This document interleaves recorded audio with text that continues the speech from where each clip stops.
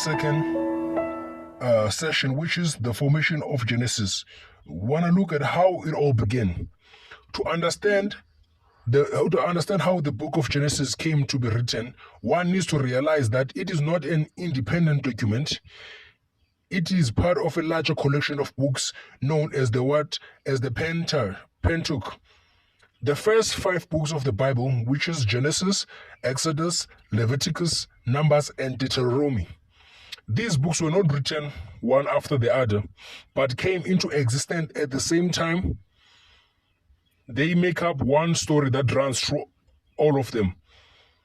It is in this fact that the large work that was later divided into 5 books, scholars have carefully analyzed these books and identified 4 different sources or traditions known as the Yahwist, Elohist, priestly, and Deuteronomist. It is the Yahwist tradition that has given Genesis its whole framework and main outline.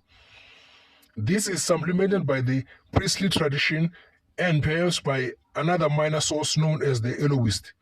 The final form of Genesis, as we have it today, comes from the priestly editors who also gave the whole of the Pentateuch to its present form and theoretical origin. The above theory is to some extent still accepted today, but it does not answer all questions regarding the formation of the Pentateuch in general and of Genesis in particular. Scholars are still trying to find a better explanation.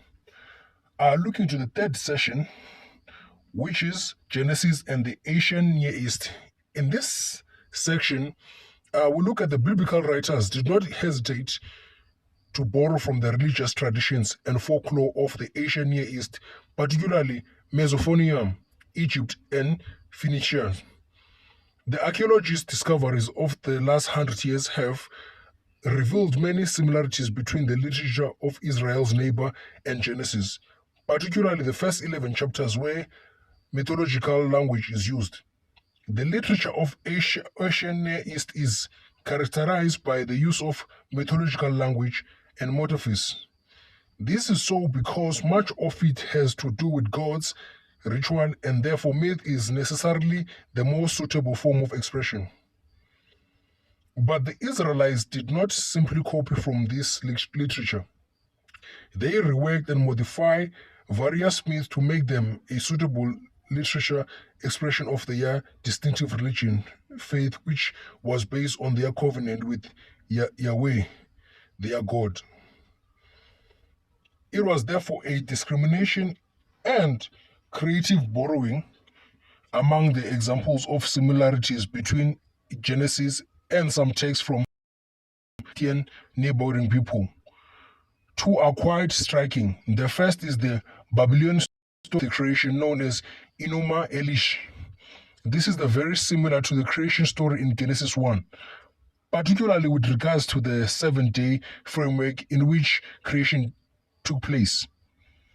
Although the Israelites used the broad outline of this myth, they did not accept its theology. For example, at creation there is no battle between God and the forces of chaos represented by the primeval water. In the Babylonian myth, the god Marduk has first to fight and defeat the goddess Tiamat, who is represented by the waters of chaos.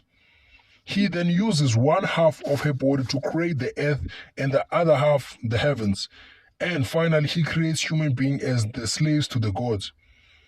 In the 2 stories, the understanding of God is radically different. In the Genesis story, God is one and supreme with no challengers. Unlike the Babylonian myth where there are many gods fighting one another for supremacy and creating human beings for selfish motivations. The second example is the Genesis story of Noah and the flood. In Babylonian myth, there is also a flood story which is astonishingly similar to the one in the Bible.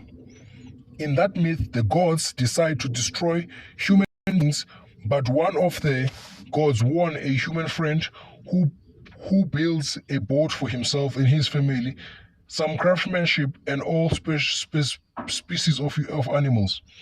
The rest of the story stays very close to the biblical one, But in spite of these similarities, Israel's understanding of God in its version of the flood is very different still from that of the Babylonians. For the Israels, God is faithful and just. He punishes moral evil, but he also forgives. In the Babylonian version, the gods are unpredictable and humans are never sure what is expected of them. These two examples are enough to say that the Israelites had borrowed from their neighbors, but in a very creative way.